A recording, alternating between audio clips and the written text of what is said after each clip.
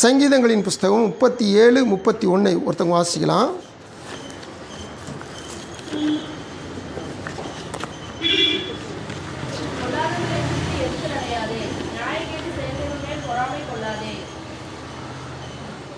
சங்கீதங்களின் புஸ்தகம் 37, 31.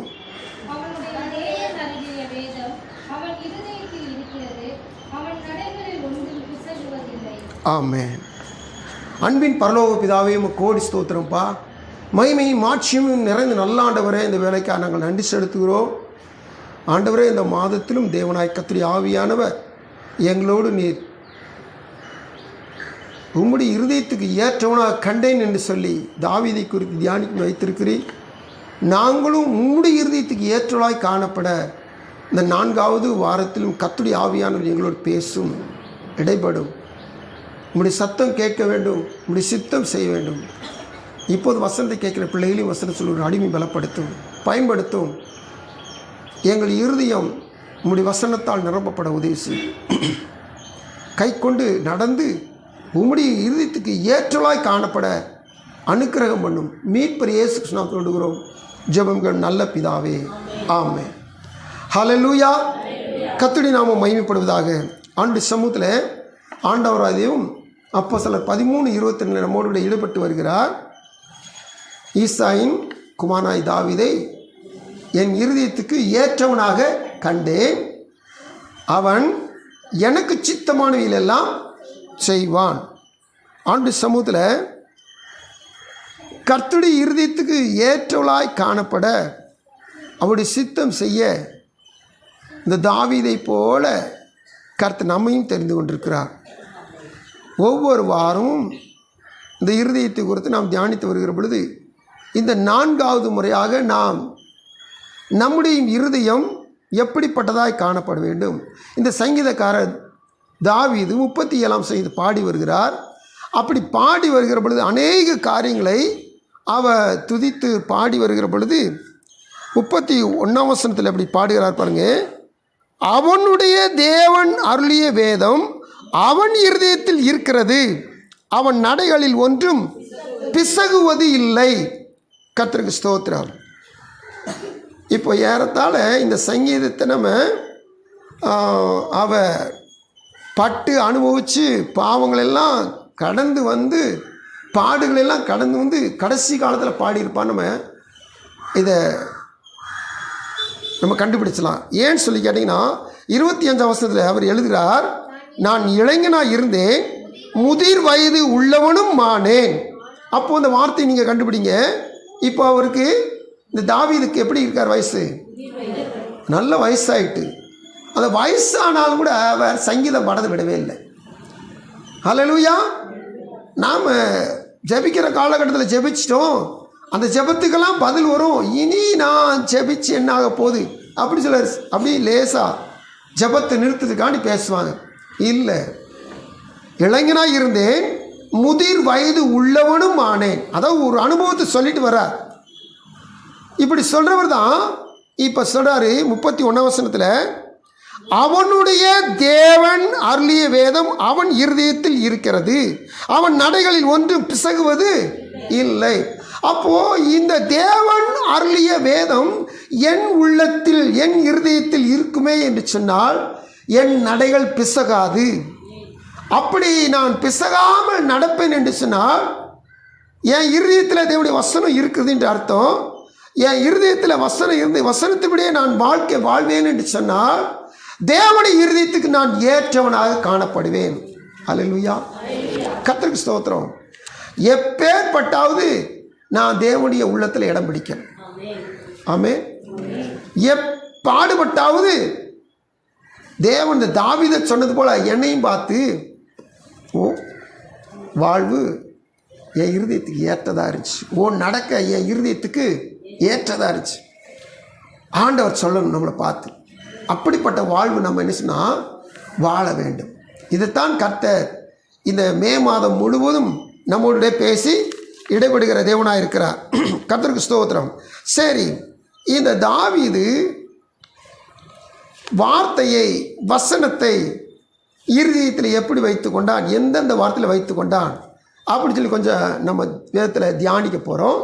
தியானிச்சுட்டு நம்ம வாழ்க்கை அதோடு ஒப்பிட்டு பார்த்து நாம் எப்படி மாறிக்கொள்ளணும் அல்லது மாற்றிக்கொள்ள வேணும் அப்படின்னு பார்த்துட்டு நம்ம என்ன சொல்லுவோம், ஜெபிக்க போகிறோம். தேவனுடைய சமூகத்தில் வேதத்தில் 10 கற்பனைகளை ஆண்டவர் சினாய் மலையில் மோசை கொடுத்தார். அது இஸ்ரவேல் ஜனங்களுக்காக கொடுக்கப்பட்ட 10 கற்பனை. இந்த 10 கற்பனையில் 4, 6, 2 பிரியும். 4 தேவனுக்குரியது, 6 மனுஷனுக்குரியது. அந்த மீதி இருக்கிற 6ல், அதாவது 5ஆம் கற்பனை, அந்த 5ஆம் கற்பனை தம்பி ஒருத்தர் சொன்னால் எபேசியர் 6:1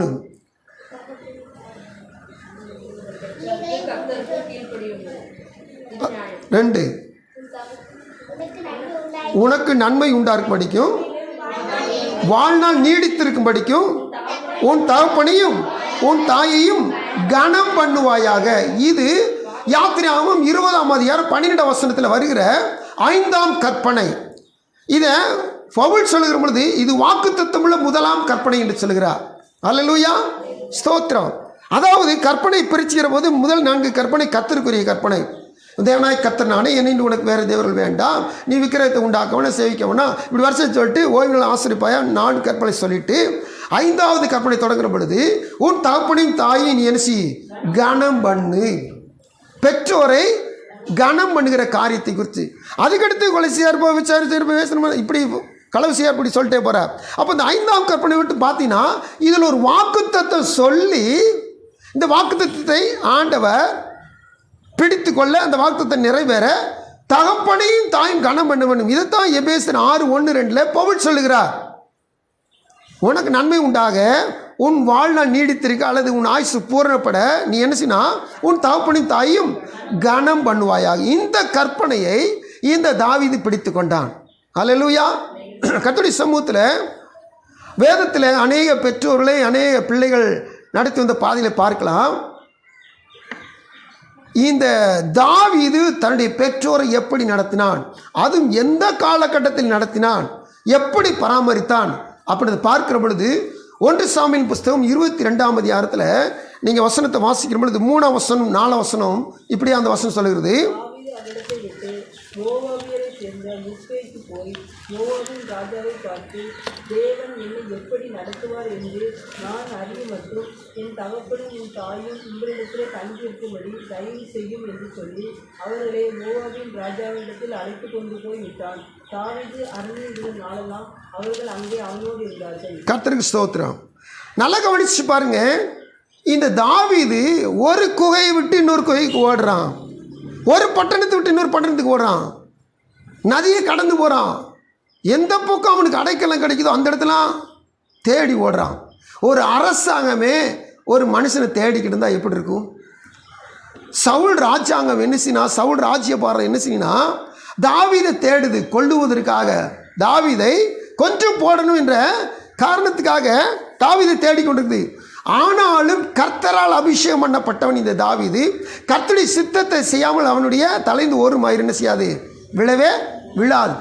அதனால இவன் எப்படி தேடினாலும் சரி கர்த்தர் அவன் கையில் இவன் ஒரு நாள் ஒப்பு கொடுக்கவே இல்லை. கர்த்தர் சொல்லு காத்திருக்க தேவ பிள்ளைகளே, உங்களை கர்த்தர் எந்த நோக்கத்துக்காக தெரிந்து கொண்டாரோ அந்த நோக்கம் நிறைவேற நாள் வரைக்கும் உங்களை ஒன்று சேதப்படுத்தாது. இந்த கான்செப்டில் நீங்கள் இருந்துட்டீங்கன்னா உங்களுக்கு விசுவாசம் வளரும். அல்லேலூயா. உங்களுக்கு ஒரு பெரிய எதிர்காலத்தை உங்களுக்கு ஆண்டவர் என்ன செய்ய ப்ராமிஸ் பண்ணி வச்சுருப்பார், வாக்குத்தத்தம் பண்ணியிருப்பார். அந்த வாக்குத்தத்தம் நடக்கிறதுக்கு முன்னாடி உங்களுடைய சரீரத்தில் ஏதாவது பலவீனம் வரும், அல்லது உங்கள் வாழ்க்கையில் ஏதாவது ஒரு போராட்டம் வரும். வந்த மாத்திரம் நீங்கள் என்ன நினைப்பீங்க, ஐயோ என் வாழ்க்கை இப்படி முடிஞ்சிருமோ, ஐயோ நான் இதோடு நஷ்டப்பட்டு நான் செத்து போனால் போயிடணும் இப்படின்னு நினைப்பீங்க. இல்லை, ஒரு காலம் இல்லவே இல்லை. வாக்குத்தத்தம் சொன்ன வாக்குத்தத்தம் நிறைவேறாமல் உங்கள் ஜீவன் உங்களை விட்டு போகவே செய்யாது. அல்லேலூயா. வாக்குத்தத்தம் செய்கிறவர் அவர் உண்மையுள்ள தெய்வம். ஆமென். இப்போ பாருங்க, எத்தனையோ குகை உள்ள ஒளிஞ்சிருந்தான் ஓடுனா, இப்போ அதுலாம் என்ற ஒரு குகையில் இருக்கும்போது தாவீதை தேடி அவனுடைய சகோதரரும் அவன் தகப்பன் வீட்டாரும் தாவீதை தேடி வருகிறார்கள். இப்போ தேடி வந்த அனைவரையும் ஏற்றுக்கொண்டு தகப்பனையும் தாயையும் பராமரிக்க மோவாப் தேசத்து ராஜாட்ட போய், என் தகப்பனும் என் தாயும் உங்கள் பராமரிப்பில் இருக்கட்டும் சொல்லினா ராஜாட்ட மோவாப் ராஜாட்ட ஒப்பு கொடுக்குறான். அல்லேலூயா. இந்த காரியங்களை நம்ம டெய்லி வாசிக்கும் போது சாதாரண வாசித்து போயிருப்போம். ஆனால் கொஞ்சம் கவனிச்சு பாருங்கள். இந்த தகப்பன் ஒரு நாளில் சாமுவேல் தீர்க்கதரிசி வந்து தேடி வந்து, உன் பிள்ளைகளாம் கூப்பிடு, உன் பிள்ளைகளை ஒருத்தனை கர்த்தர் தெரிந்து கொண்டார், எல்லா பிள்ளையும் கூட்டுவானா. இவர் என்ன செஞ்சார்? அப்பா தாவீதை மறந்தே போயிட்டார். தாவீதை கூப்பிடவே இல்லை. 7 பிள்ளைகள் கூப்பிட்டு வச்சிட்டார், 8வது பிள்ளை கூப்பிடவே இல்லை. தகப்பனால் மறக்கப்பட்டவன் அல்லது தகப்பனால் ஒன்றும் நினைவு கூறாது இருக்கிறவன். இந்த மனுஷன் ஒரு நாளில் சொல்லலாம், எப்பா அன்னைக்கு நான் சாமுவேல் தீர்க்கதரிசி வந்தப்போ என்னை கூட மறந்துட்டீங்களப்பா, ஆனால் இன்னைக்கு தான் நீங்கள் என்னை செஞ்சுருக்கீங்க, என்னை தேடி வந்துட்டீங்களே, நான் எப்படிப்பா உங்களை கவனிக்கலாம்? கேட்டுக்கலாம் இல்லையா? இல்லை. அடுத்தபடியாக அவன் சொல்லலாம், எப்பா நான் அரசாங்கமே என்னை தேடி அலையுது, நீ என்னை கொள்றதுக்காண்டி என்கிட்ட போய் தஞ்சம் வந்துட்டீங்களா, உங்களை எப்படி நான் பராமரிக்க முடியும்? நான் உங்களை எப்படி பாதுகாக்க முடியும்? கேட்டிருக்கலாம் இல்லையா? கேட்டிருக்கலாம். ஆனால் தன்னை தேடி வந்த பெற்றோரையும் தன் சகோதர குடும்பத்தார் யாவரையும், தகப்பன் வீட்டார், அதாவது தகப்பன் கூட பிறந்த எல்லாரையும் இந்த தாவீது ஒளிந்து திரிகிற காலகட்டத்திலும் அலைந்து திரிகிற காலகட்டத்திலும் தகப்பனையும் தாயும் கனம் பண்ணுவனாக ஒரு ராஜா வீட்டில் போய், ராஜ அரண்மனையில் போய், அதை பக்கத்தில் இருக்க மோவாப் தேசத்தில் போய் அடைக்கலத்துக்கு ஒப்படைச்சிட்டு வரான். அல்லேலூயா. கர்த்தருடைய சமூகத்தில் இந்த தாவீது தகப்பனையும் தாயும் கனம் பண்ணுகிறவன். இந்த வார்த்தை கேட்கிறவர்கள், வாசிக்கிறவர்கள் நாம் கண்டிப்பாக இந்த வார்த்தைக்கு கீழ்ப்படிந்தோம் என்று சொன்னால், தாவீதை கர்த்தர் முதிர் வயதுள்ளவனாக வரைக்கும் பராமரித்து ஆஸ்வதித்தது போல நம்மையும் நீடித்த ஆயுளை தந்து ஆஸ்வதிக்க வல்லமையுள்ளவராக இருக்கிறார். அல்லேலூயா. எந்த காரணத்தை கொண்டும் தாய் வயதானாலும் சரி, தகப்பன் முதிர் வயதானாலும் சரி, அவங்கள அசட்டை யாரும் என்ன செய்யக்கூடாது? எண்ணவே கூடாது. அவங்கள அற்பமாக நடத்தவே கூடாது. எக்காரணம் கொண்டும் நாம் தகப்பனை தாயும் கனம் பண்ணோம்னா, தாவீதுடைய வாழ்நாளில் நீங்கள் வாசித்து பார்த்தீங்கன்னா 2 சாமுவேல் புஸ்தகம் இந்த தாவீதுடைய வாழ்நாள் எவ்வளோ நாள் கொஞ்சம் கண்டுபிடிக்கலாம்.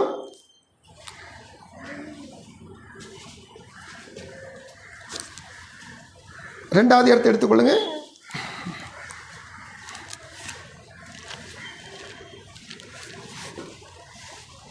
அவன் அரசு பொறுப்பேற்கிறான் பார்த்தீங்களா?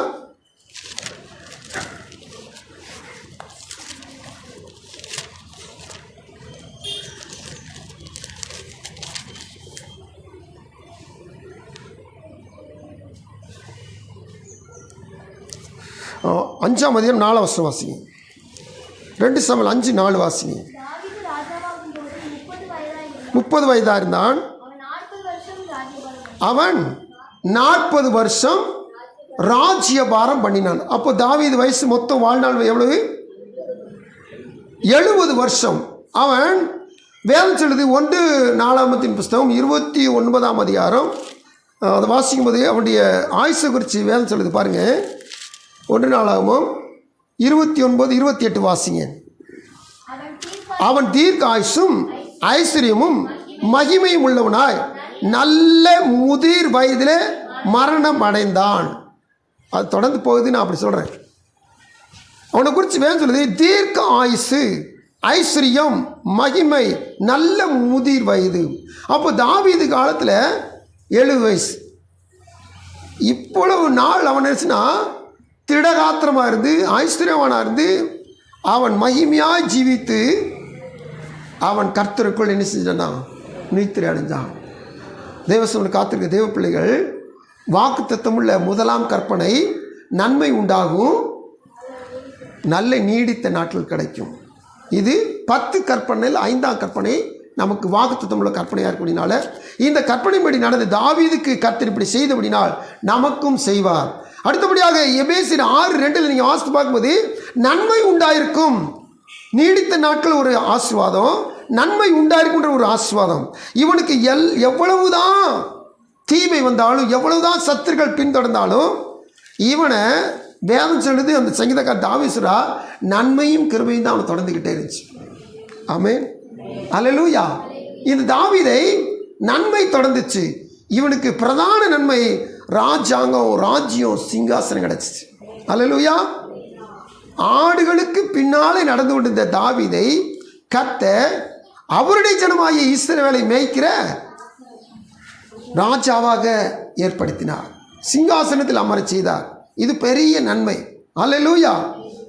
அது மட்டுமில்ல, ஆண்டுடைய ஆலயத்தை கட்டுமான காரியத்தில் சாலமோன் செஞ்சு முடித்தாலும் கூட அனைத்து காரியங்களையும் பெற்றுக்கொண்டவனும் அதனுடைய சகல காரியங்களும் பிரமாணங்களையும் நியமித்தவனும் ஆண்டு நேரடியாக கையில் பெற்றுக்கொண்டமாகிய இந்த தாவீது தான். ஆமென். இவ்வளவு பெரிய நன்மைகளை இந்த தாவீது பெற்றுக்கொண்டான். அப்போ நன்மையை பெற்றுக்கொள்ளவும் நீடித்த ஆயுளில் வாழவும் கர்த்தர் 10 கற்பனை 5ஆம் கற்பனையை கை கொண்ட இந்த தாவீதுக்கு ஆசீர்வதித்திருந்தார். ஹல்லேலூயா. கர்த்தருக்கு ஸ்தோத்திரம். அடுத்தபடியாக இந்த சங்கீதக்காரர் தாவீதுகிட்ட இருந்த அவனுடைய உள்ளத்தில் இருந்த வசனம், அவனுடைய இருதயத்தில் இருந்த வசனம், கர்த்தருடைய பிரமாணம் என்னன்னு சொல்லி கேட்டிங்கன்னா, இவன் ஒரு நாளும் பழி வாங்குகிற சுபாவம் உடையவனே கிடையாது. நீங்கள் புதிய ஏற்பாட்டில் ரோமர் 12:19 நாள் சரி, இதே வசனம் பழைய ஏற்பாட்டில் எண்ணாமம் 32-35 நாள் சரி. இந்த 2 வசனத்தை நீங்கள் வாசித்து பார்த்தீங்கன்னா ஒரு வார்த்தை சொல்லப்பட்டிருக்கும். ஏன்னா 32-35 வாசிக்கும் போது பழி வாங்குதலும் பதில் செய்வதும் எனக்கு உரியதுன்னு சொல்லி போட்டிருக்கும். பழி வாங்குதல், அதுக்கடுத்து பதில் செய்தல், இது ரெண்டுமே கர்த்தருக்கு உரியது. இந்த அதிகாரம் முழுக்க என்ன தெரியுமா உங்களுக்கு? என்ன 32 அதிகாரம் முழுக்க நீங்கள் வாசித்து பார்த்தீங்கன்னா இது கர்த்தர் மோசேக்கு கற்றுக் கொடுத்த ஒரு பாட்டு. இந்த பாட்டில் இஸ்ரேல் ஜனங்கள், ஒட்டுமொத்த ஜனங்களும் என்னால் இந்த பாட்டை பாடிக்கிட்டே இருக்கணும். இந்த பாட்டில் அனைத்து சம்பவங்களும் வந்துக்கிட்டே இருக்கும். இவங்க பின்மாறி போனவங்க திரும்பி வருவாங்க. அப்படி இவங்க போகிற போது எப்படி நினச்சி போனாங்க, எல்லாமே இந்த பாட்டில் வந்துக்கிட்டு இருக்கும். இந்த பாட்டை ஆண்டவர் இயேசு தொடங்கி எல்லாருமே இந்த பாட்டை, மோசையின் பாட்டு, இந்த பாட்டுக்கு பேர், இந்த பாட்டு கர்த்தர் சொல்லி கொடுத்த பாட்டு, இந்த பாட்டை பாடிக்கிட்டே இருப்பாங்க. ஏன்னு சொன்னீங்கன்னா அவங்களுடைய நிலைமையை அவங்க நினச்சி பார்த்துக்கிட்டே இருக்கும். இந்த பாட்டில் ஒரு வரி தான் பழி வாங்குதலும் பதில் செய்வதும் எனக்கு உரியது கர்த்தர் சொல்கிறார். நல்லா கவனிச்சு பாருங்க தேவசந்திர காத்துக்கிற தேவப்பிள்ளையிலே, இது தாவீதின் வாழ்க்கையில் அநேக காரியங்கள், சம்பவங்கள் நடந்துக்கிட்டே வருது. சவுல் காரியமானாலும் சரி, அப்சுலாம் காரியமானாலும் சரி, அல்லது சிமேயி காரியமானாலும் சரி, அல்லது வருகிற அகித்தோப்பேல் காரியமானாலும் சரி, அநேக காரியங்கள் வந்துக்கிட்டே இருக்குது. எந்த மனுஷனுக்கும் இவன் பதிலுக்கு பதில் செஞ்சதே கிடையாது. எந்த மனுஷனுக்கும் பழி வாங்கினதே கிடையாது. தேவசனம் காத்திருக்க தேவ பிள்ளைகள், நம்ம கொஞ்சம் சிந்திச்சு பார்க்கணும். ஒருத்தர் ஒரு காரியத்தை நமக்கு விரோதமாக சொல்லிட்டாங்க, செஞ்சிட்டாங்க, பேசிட்டாங்க அப்படின்னா நமக்கு நம்முடைய உள்ளம், நம்முடைய ரத்தம் உடனே துடிக்கும். பதிலுக்கு பதில் என்ன பேசலாம்? ஒரு வார்த்தை ஒரு ஆள் தவறிவிட்டாலும் சரி, ஒரு வார்த்தை ஒரு ஆள் கண்டிப்புக்கு சொன்னாலும் சரி, பதிலுக்கு பதில் உடனே பேசுவாங்க, பதிலுக்கு பதில் உடனே செய்ய துடிப்பாங்க. ஆனால் அப்படி செஞ்சீங்கன்னா வசனம் சொல்லுது, கர்த்தர் ஸ்தானத்தை நீங்கள் பிடிக்கணும்னு அர்த்தம். 32-35 வாசிங்க. ஏன்னா 32-35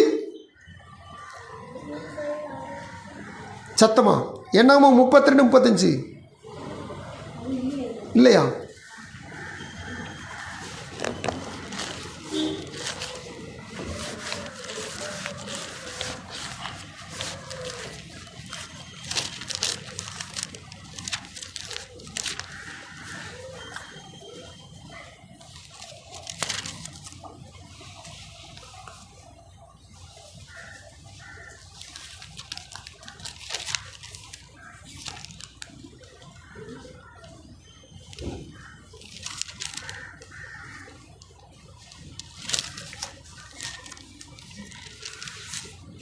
ரோமர் 12:19 இந்த வசனம் உண்டு.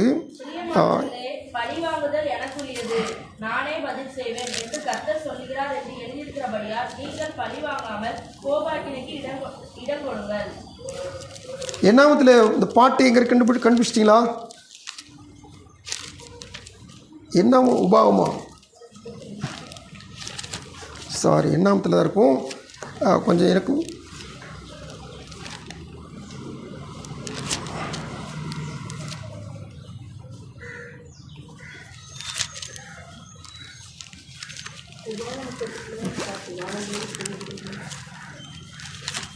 உபாகமத்தில் பாட்டு இருக்குன்னு கர்த்தருக்கு ஸ்தோத்திரம். வாசிங்க. 32 உபாகமத்தின் புஸ்தகம். சாரி, பழி வாங்குவதும் பதில் அளிப்பதும் எனக்கு உரியது. ஏற்ற காலத்தில் அவருடைய கால் தள்ளாடும், அவருடைய ஆபத்தினால் சமயம் இருக்குது, அவளுக்கு நேரிடும் காரியங்கள் தீவிரித்து வரும். இந்த முதல் பாகத்தை மட்டும் பாருங்க. பழி வாங்குவதும் பதில் அளிப்பதும் எனக்கு உரியது. நாம் எந்த மனுஷனுக்கும் பழி வாங்கினோம்னா, எந்த மனுஷனுக்கும் பதில் செஞ்சோம்னா, இப்போ அந்த வசனம் சொல்லுது எனக்கு உரியது அப்படின்றார். அப்போது கர்த்தர் நியாயத்திருக்கிறவர் அர்த்தம். அவர் தான் என்ன சொன்ன, ஒரு மனுஷன் பழி வாங்குறவனுக்கு அவர் தான் பழி செலுத்துவார், திரும்பி மனுஷனா பழி வாங்குவார். இப்போ கர்த்தர் செய்கிற காரியத்தை நான் செஞ்சேன்னா கர்த்தர் ஸ்தானத்தை நான் போய் பிடிக்கிறேன்னு அர்த்தம். அதனால தேவ பிள்ளைகள் எக்காரணம் கொண்டும் ஒரு மனுஷன் உங்களை பார்த்து ஏசுனா திட்டானீங்கன்னா நீங்களும் பதிலுக்கு பதில் செய்யக்கூடாது. நாம் திருச்சபையார் தேவ பிள்ளைகள் என்ன செய்யக்கூடாதுன்னா கர்த்தர் பார்த்து கொள்வார்.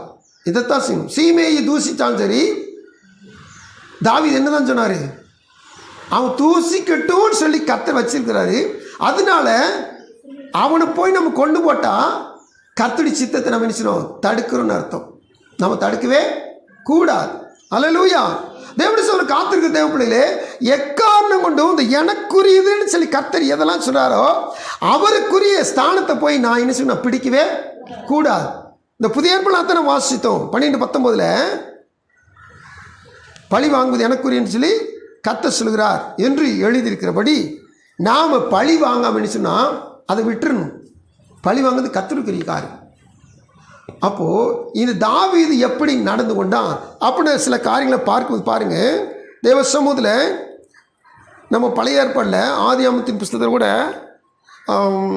யோசேப்பு வித்தியாசம் நடந்துக்கிட்டான் கூட பிறந்த சகோதரர் மத்தியில். 42 அதிகாரம் 7ஆம் வசனம் 9ஆம் வசனம் வாசிக்கும் போது பழி வாங்கலை, ஆனால் அவங்களுடைய செய்கைக்கு இவருடைய ரியாக்ஷன் ஒரு வித்தியாசமாக இருந்துச்சு. கண்டும் காணாதன் போல, அறிந்தும் அறியாதன் போல என்ன செஞ்சிட்டான், ஒரு ஆக்ட் பண்ண ஆரம்பிச்சிட்டான். தான் இருதயத்தை கடினமாக்கிக்கிட்டான். கூட பிறந்தவங்க தான் எல்லோரும் வந்திருக்கிறாங்க, 10 பேர் கூட பிறந்தவங்க தான் வந்திருக்கிறாங்க. ஆனாலும் என்ன செஞ்சிட்டாவன், வந்த மாத்திரத்தில் நான் உங்கள் கூட பிறந்தான் தம்பி தான் சொல்லவே இல்லை. 42:7 என்ன போட்டிருக்குது,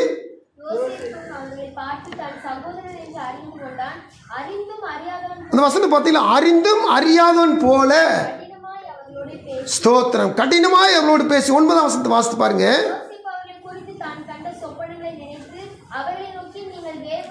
அவர்களை நோக்கி நீங்கள் வேவுகாரர்கள். இந்த யோசேப்பு ஒருவேளை பழி வாங்குறது மாதிரி தான் இருக்கும், ஆனால் பழி வாங்கலை, ஆனால் கடினமாக நினைச்சான் நடந்து கொள்கிறான். ஆனால் இந்த தாவீதுட்ட இருக்க சுபாவத்தை நம்ம வாசிக்க போகிறோம் பாருங்க. இந்த தாவீதுட்ட இருக்க சுபாவம்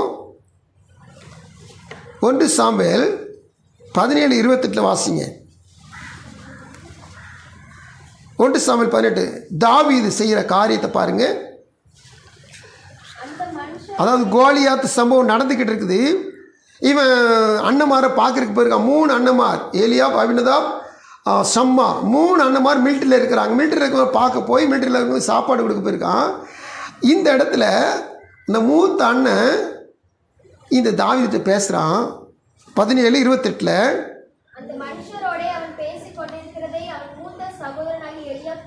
கேட்டபோது கோபம் கொண்டு கொஞ்சம் ஆடுகளை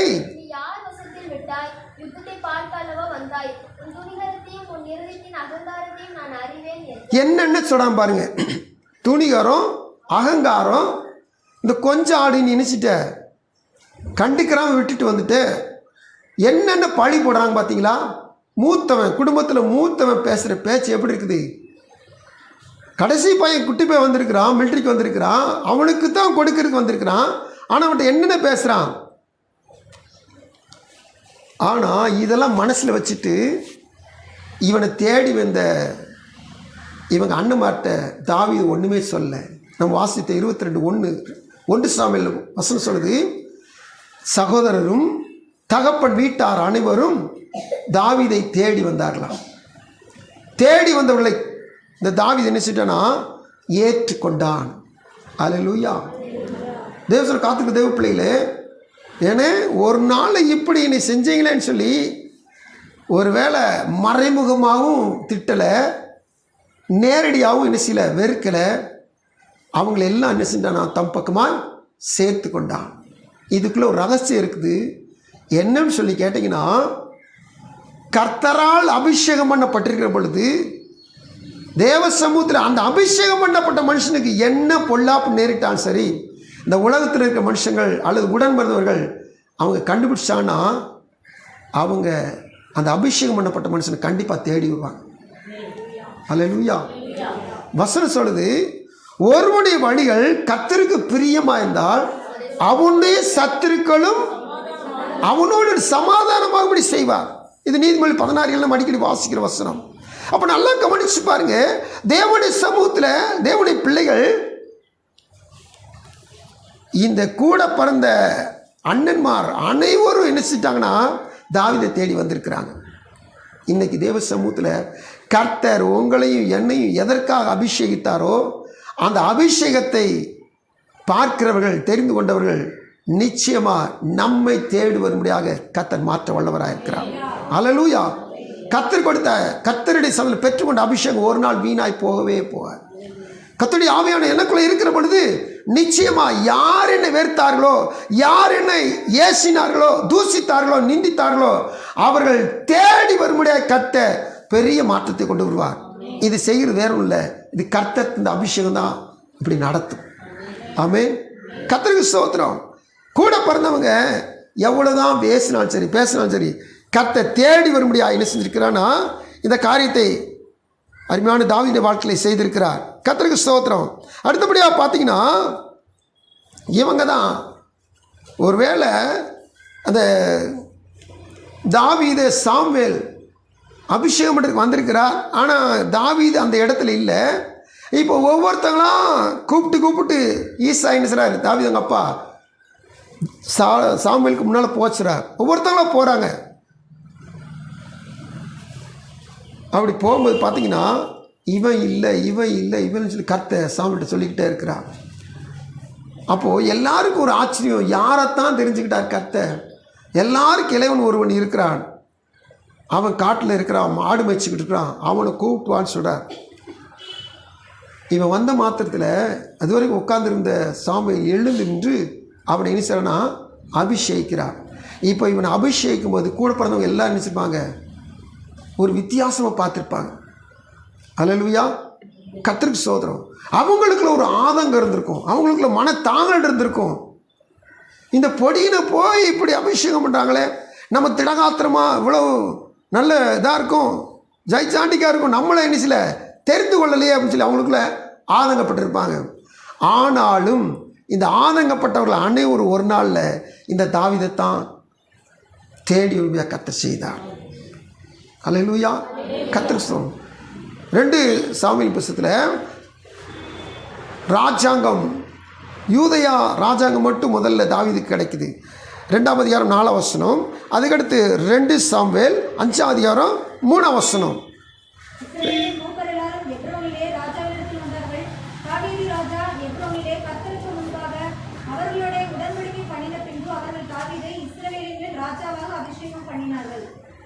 நீங்கள் 5ஆம் அதிகாரம் வாசித்தீங்கன்னு நினைக்கிறேன். 2ஆம் அதிகாரம் வாசித்தீங்களா? முதல்ல யூதா வம்சத்தாரின் மேல் யூதையர்கள் அபிஷேகம் பண்ணுகிறார் ராஜாவாக. 5ஆம் அதிகாரத்தில் இஸ்ரவேல் அனைவரும் மூப்பர் அனைவரும் வந்து இஸ்ரவேல் ஒட்டுமொத்த தேசத்துக்கும் ராஜாவாக தாவீதை அபிஷேகம் பண்ணுகிறாள். இந்த வளர்ச்சியை பார்க்கும்போது 2ஆம் அதிகாரத்தில் யூதையா மட்டும்தான், 5ஆம் அதிகாரத்தில் இஸ்ரவேல் ஒட்டுமொத்த 12 கோத்திரம் சேர்ந்து இந்த தாவீதை அபிஷேகம் பண்ணி ராஜாவாக ஏற்படுத்துகிறார்கள். இப்போது இந்த தாவீதுடைய கண்ட்ரோலுக்குள்ளே யாரெல்லாம் வந்துட்டாங்க? அவங்க அண்ணன்மாரெலாம் வந்துட்டாங்க. யாரு இவனை போயா கர்த்தர் தேர்ந்தெடுத்துக்கார் அப்படின்னு யார் நினைச்சாங்களோ அவங்க முன்னாடி தான் கர்த்தர் இந்த தாவீது ராஜாவை அபிஷேகம் பண்ணியிருக்கார், ராஜாவை ஏற்படுத்தி வைத்திருக்கிறார். ஹல்லேலூயா.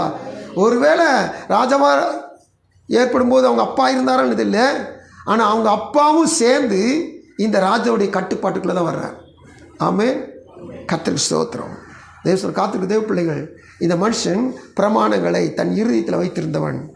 ஒன்றாவது இவன் கற்றுக்கொண்ட இவன் நடத்திய இந்த பிரமாணம் பெற்றோரை கனம் பண்ணுதல், அடுத்து பழி வாங்குகிற சுபாவம் இல்லாமை. அதுக்கடுத்து பார்த்தீங்கன்னா இவன் தேவனை மாத்திரம் தொழுது கொள்கிற ஒரு சுபாவத்தை உடையவன். இது 10 கற்பனை முதல் கற்பனை. முதல் கற்பனை 2 கற்பனை சேர்ந்து 2 ஒன்று போல தான் இருக்கும்.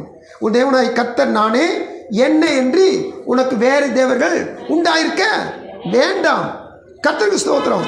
இவனுக்கு முந்தின ராஜ்ய பாரத்தை ஏற்றுக்கொண்ட சவுல் செஞ்ச காரியத்தை நீங்கள் வாசித்து பார்த்தீங்கன்னா, அவன் குறிகாரை தேடி போயிட்டான். ஒரு நாள் குறிகாரர்களை ஜோசிகாரில் தேசத்தில் இராமல் அற்று போக பண்ணினான். ஆனால் பார்த்தீங்கன்னா இவனுடைய இக்கட்டு வந்த மாத்திரத்தில் கர்த்தரனை கைவிட்டுட்டார். அதாவது இவன் செஞ்ச தப்புனால கர்த்தர் கைவிட்டார். இப்போ யாரை தேடுறாங்கன்னா, குறி பார்க்குறவங்கள தேடுறான், அஞ்சனை பார்க்குறவங்கள தேடுறான். ஒரு இக்கட்டு வந்த மாத்திரத்தில் இப்படிப்பட்ட மனுஷன் தேடுறான். அடுத்து இவனுக்கு பின்னாடி ஏற்பட்ட ராஜா சாலமோன், இவன் மகன்தான். இந்த சாலமோனும் வயசான காலத்தில் மனைவிகள் நிமித்தமாக இக்கட்டு வருது. ஏன் குலதெய்வத்துக்கு கோயில் வேணும் அப்படின்னு சொல்லி ஒரு இடுக்கமான சூழ்நிலை சாலமோனுக்கு வருது. அந்த சூழ்நிலை சாலமோன் என்ன செஞ்சிட்டான், ஒவ்வொரு மனைவிக்கும் கோயில் கட்ட ஆரம்பிச்சிட்டான். அப்போ தனக்கு முன்னிருந்த ராஜா சவுல், தனக்கு பின் வந்த ராஜா சாலமோன் 2 பேருமே இக்கட்டு காலத்தில் என்ன செஞ்சாங்கன்னா கர்த்தரை விட்டு பின் வாங்கி போனார்கள். ஆனால் கர்த்தர் இந்த தாவீதுக்கு எத்தனை இடுக்கன் வந்தாலும் சரி, இந்த தாவீது கர்த்தரை மாத்திரமே தனக்கு அடைக்கலமாய் கொண்டுள்ளான். ஹல்லேலூயா, ஹல்லேலூயா. உன்னதமான கர்த்தரை தாபரமாக கொண்டார். ஹல்லேலூயா. இந்த தாவீது செஞ்ச காரியத்தை 1 சாமுவேலின் புஸ்தகம் 30ஆம் அதிகாரம் 6ஆம் வசனத்தை வாசித்து பாருங்க. 1 சாமுவேல் 30:6 மிகவும் நெருக்கப்பட்டான். இந்த மனுஷனுக்கு வந்த நெருக்கத்தை போல தாவீதுக்கு நெருக்கம் வந்துருச்சு. கூட இருக்கிறவங்களே தாவீது என்ன செய்றாங்கன்னா கல்லெறியலாம்னு சொல்லி பார்க்குறாங்க. இந்த நெருக்கத்தில் தாவீது செஞ்ச காரியத்தை பாருங்க.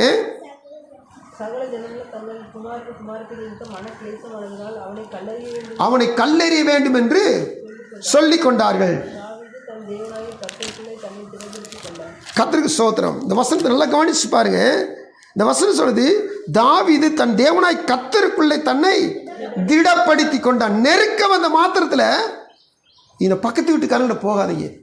நெருக்க வந்த மாத்திரத்தில் உடனே போன் அடிக்காதீங்க. செய்ய வேண்டியது கர்த்தருக்குள் நம்மை திடப்படுத்த வேண்டும். ஆண்டு சொல்றாரு, எந்த காரியத்துக்கும் இந்த வசனத்தை நீங்கள் நினச்சிங்க, முதலாவது தேவனுடைய ராஜ்யம் தான். தேவனை தேடுங்க. நீங்கள் உங்களுக்கு பாருங்க, ஒரு கவலை வந்த மாத்திரத்தில் எப்படா அம்மாட்ட சொல்லலாம், அப்பாட்ட சொல்லலாம், எப்படா நண்பன்கிட்ட சொல்லலாம், எப்படா உறவுகள்கிட்ட சொல்லாமல் நினைப்பீங்க. நல்லா கவனிச்சு கேளுங்க.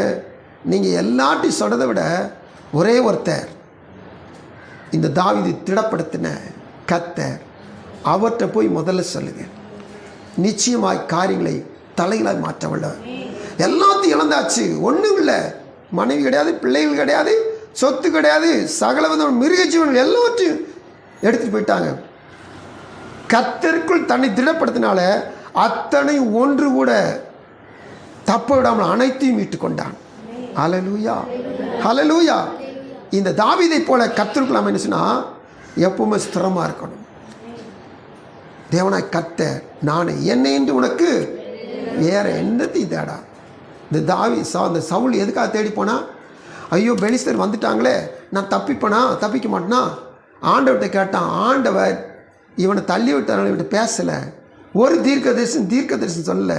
இப்போது சோசியக்காரன் ஆச்சு ஏதாவது எனக்கு அனுகூலமாக சொல்லுவானான்னு சொல்லி சோசியக்காரனை தேடி போனான். இது 100க்கு 100 தவறான ஒரு காரியம். இன்றைக்கி அநேக கிறிஸ்தவங்க கூட இன்ன வரைக்கும் பாரம்பரியத்தின்படி சில காரியங்களை செஞ்சுட்டு வராங்க. எந்த ஒரு காரியத்தையும் கிறிஸ்துவம் விட்டு மீறி செஞ்சிங்கன்னா அதனுடைய பலன் சவுலுக்கு வந்த பலன் போல தான் இருக்கும். தயவு செய்து நினைச்சிடாதீங்க.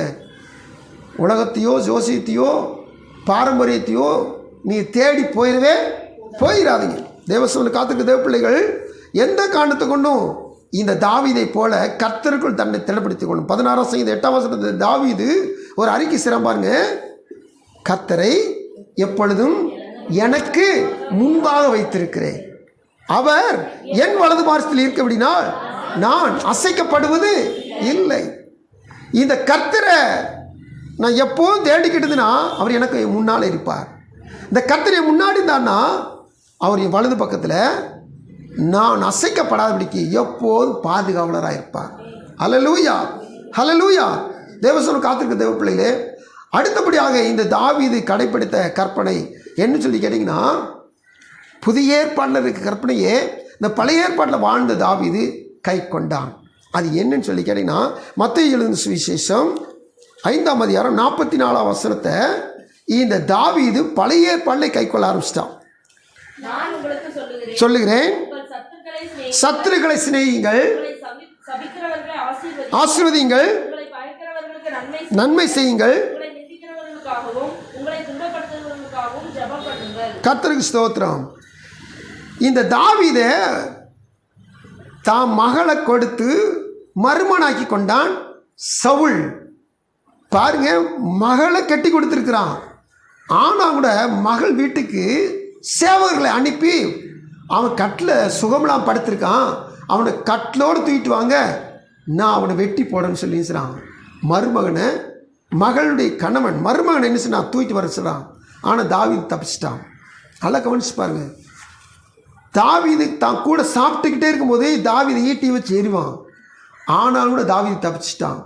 எல்லாமே கர்த்தர் முன்குறித்ததுனால தான் அவன் தப்பிச்சுட்டு வர்றான். நல்லா கவனிச்சு பாருங்க.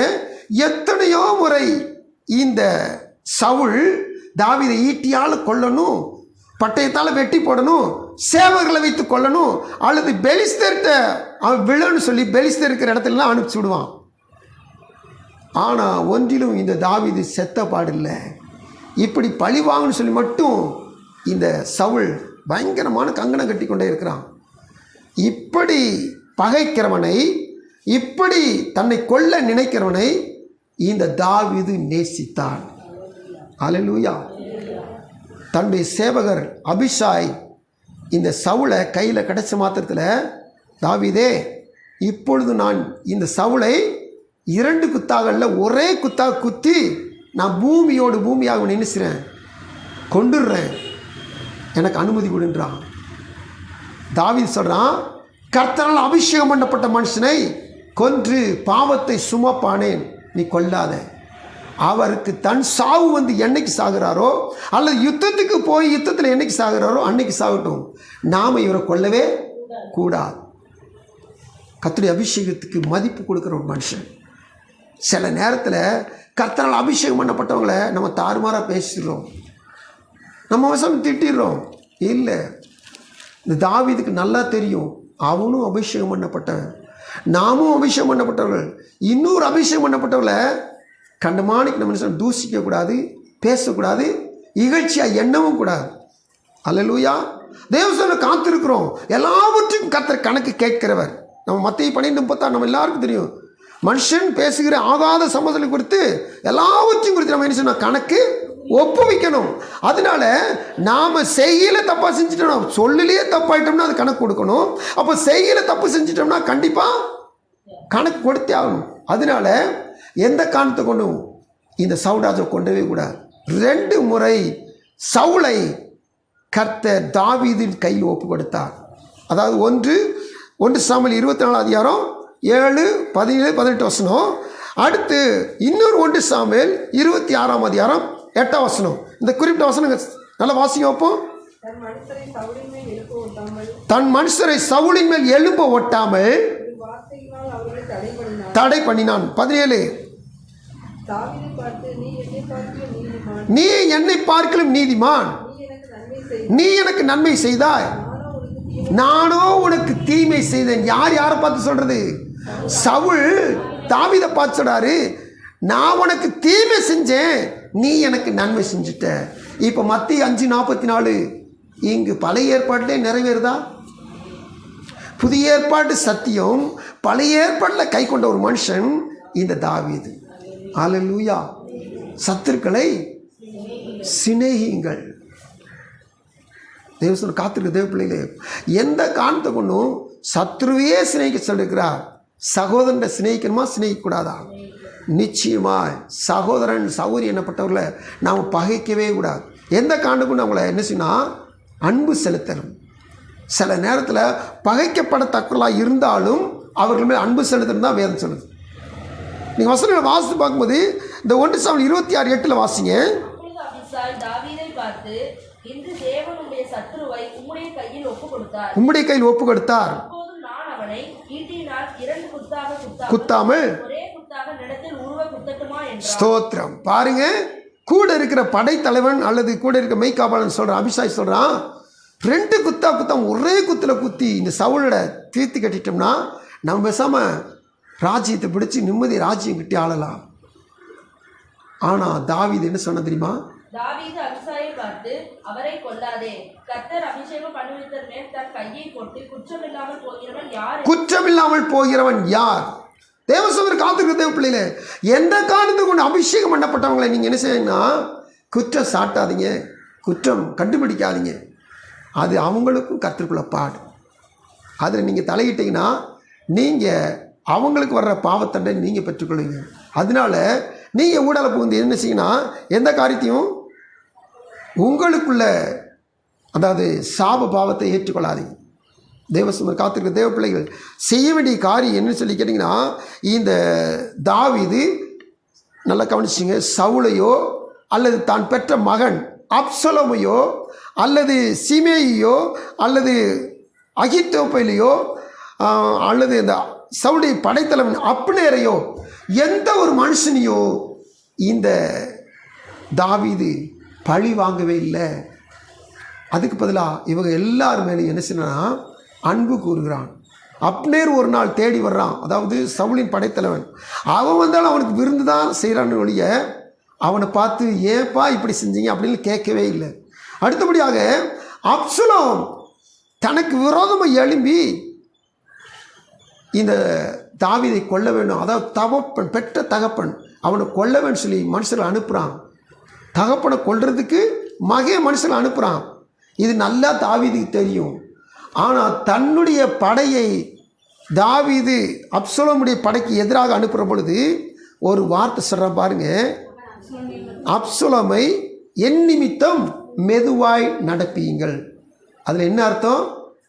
உங்கள் கையில் கடத்தல் கொன்றாதீங்க, என்ன செய்ய பிடிச்சிட்டு வேணா வாங்க, அவனை என்ன செய்யாதீங்க, கொன்று போடாதீங்கன்றான். என்ன காரணம்? அவன் எப்போவுமே பழி வாங்கவே மாட்டான்.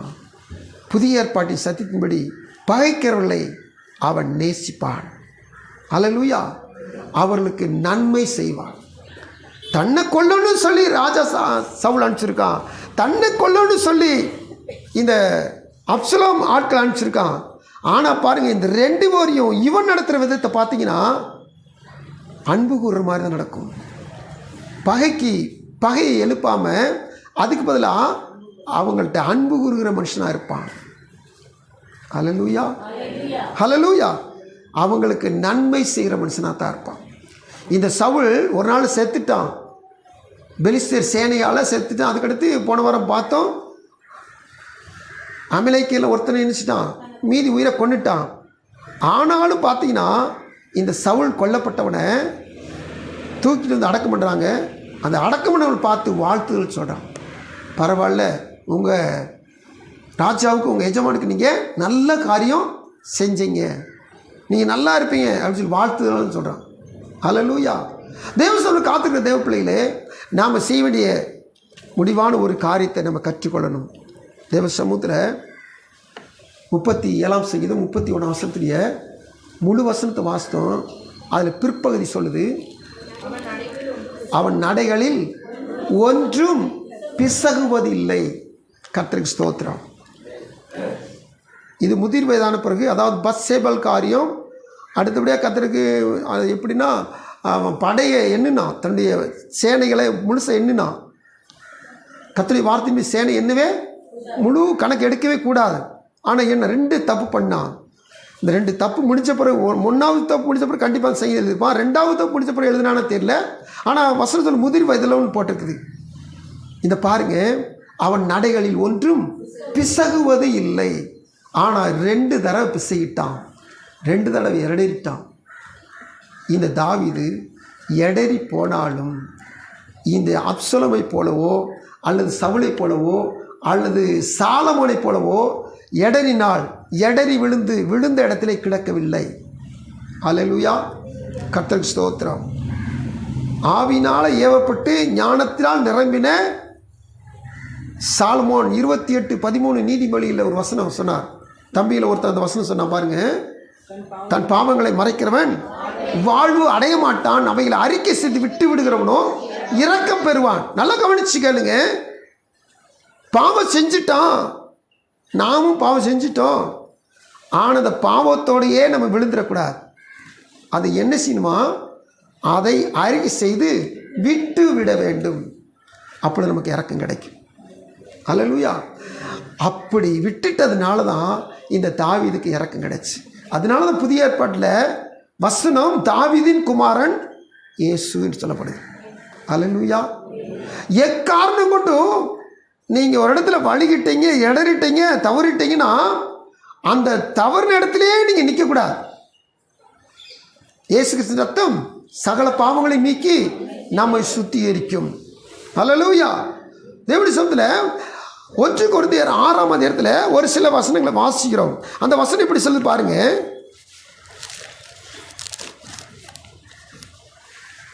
1 கொரிந்தியர் 6, 9, 10, 11. தேவனுடைய ராஜ்யத்தை சுதந்திரிப்பில்லை என்று அறியீர்களா?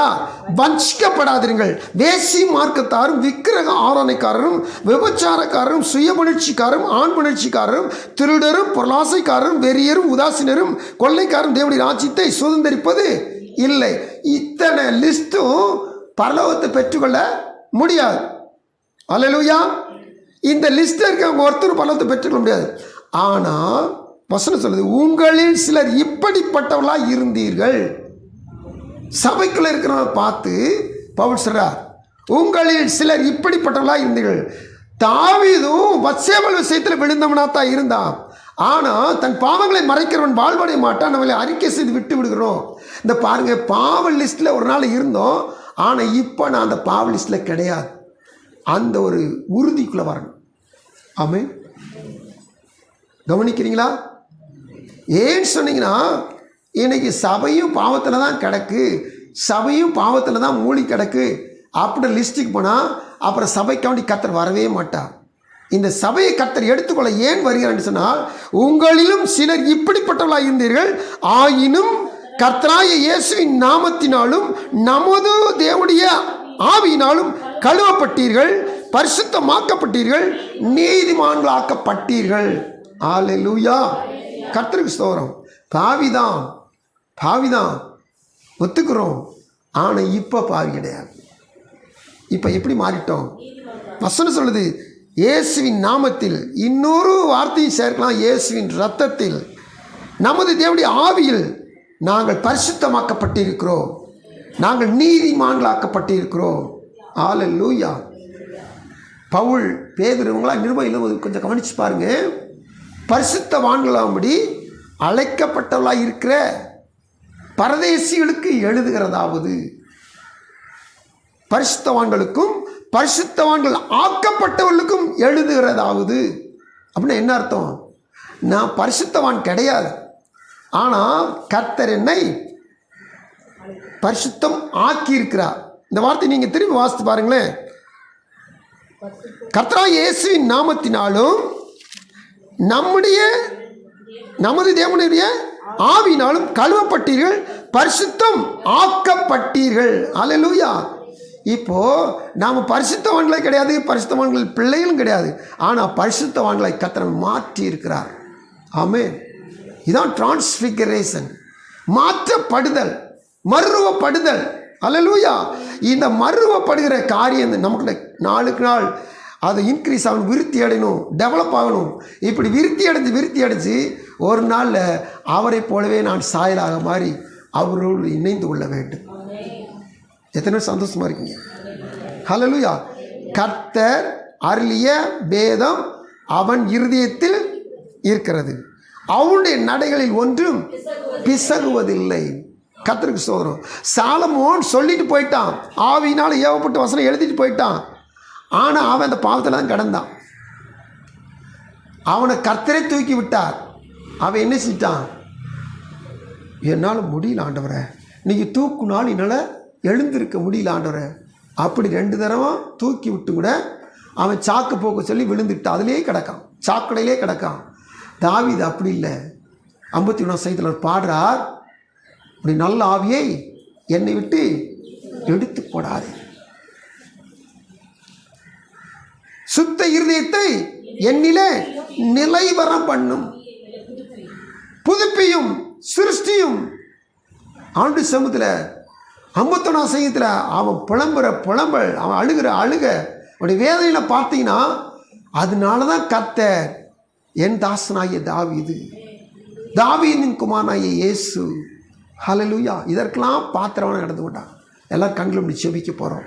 தேவனுடைய சமூகத்தில் நம்முடைய இருதயம் கர்த்தருடைய வசனத்தில் நிரம்பி இருக்கிற பொழுது, நாம் பாவம் செஞ்சுருந்தோம், அந்த பாவத்துக்கு மன்னிப்பு கேட்டு மீட்கப்பட்டு நாம் சுயாதீனமாய் கர்த்தரோடு இசைந்து நடக்க முடியும். ஒருவேளை சவுலுக்கும் உணர்த்தப்பட்டான், ஆனால் சவுல் எந்திரிக்கலை. சாலமோனும் உணர்த்தப்பட்டான், ஆனால் சாலமோன் எந்திரிக்கலை. தாவீதோ பாவங்களை அறிக்கையிட்டு அவன் எழுந்து நடந்துட்டான், கர்த்தரோடு நடக்க ஆரம்பிச்சிட்டான். தேவச்சனமே, தேவ பிள்ளைகளை, வசனத்தை கேட்கிற நாம் ஒவ்வொருவரும் இந்த வேளையில் தேவ சமூகத்தில், ஆண்டவரே என் இருதயத்தில் எப்போதும் உங்கள் வசனம், எப்பொழுதும் உங்கள் வசனம் என் இருதயத்தில் எப்பொழுதும் உங்கள் வார்த்தை இருக்கணும் ஆண்டவரே. இந்த வார்த்தை தான் குறைவற்றது, இது ஆத்மாவை உயிர்ப்பிக்கக்கூடியது. ஆண்டவரே இந்த வார்த்தை, இந்த வசனம் எங்கள் இருதயத்தில் எப்போ இருக்கட்டும் ஆண்டவரே. எங்கள் நடைகள் பிசகுவது போல இருந்தாலும் பிசகாதபடிக்கு கர்த்தர் நடத்த வல்லவராக இருக்கிறேன். ஆண்டவரே உமக்கு நன்றி செலுத்துகிறோப்பா. ஆண்டவரே உமக்கு நாங்கள் நன்றி செலுத்துகிறோப்பா. எங்கள் இருதயம் உம்முடைய இருதயத்துக்கு ஏற்றதாக இருக்க ஆண்டரே, எங்கள் இருதயத்தில் உங்கள் வசனத்தை போடுங்கப்பா. எப்போதும் வசனத்தை நம்மளை வாஞ்சியாய், உங்கள் வார்த்தையில் நாங்கள் தாகமாய் காணப்பட உதவி செய்யுங்க. அன்பின் ஆண்டவரே, வந்த பிள்ளைகளே, உடைய வசனத்தால் என்னையும் எங்களை நிரப்பி அனுப்புங்க. இருதயத்துக்கு ஏற்றவளாக கண்டேன்னு சொல்லி தாவீதை பார்த்து சொன்ன தெய்வம், எங்களையும் இருதயத்துக்கு ஏற்றவளாக நீ காணும்படி நாங்கள் நடந்து கொள்ள எங்களுக்கு உதவி செய்யும்படி நாங்கள் செபிக்கிறோம்.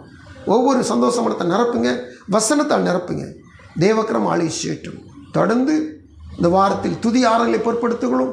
வருகிற ஞாயிற்றுக்கிழமை பரிசுத்த ஆராதனை, பரிசுத்த பந்தி எல்லாவற்றையும் பொருட்படுத்திக்கொள்ளும். கர்த்தர் வருகிற மாதம் எங்களுக்கு இன்னும் நன்மையை பெற்றுக்கொள்கிற மாதமாய் காணப்பட உதவி செய்யும். ரட்சகர் இயேசு கிறிஸ்துவின் விலையேற பெற்ற பரிசுத்த திருநாமத்தில் பணிவன்போடு மன்றாடுகிறோம். ஜெபம் கேளும் நல்ல பிதாவே, ஆமென்.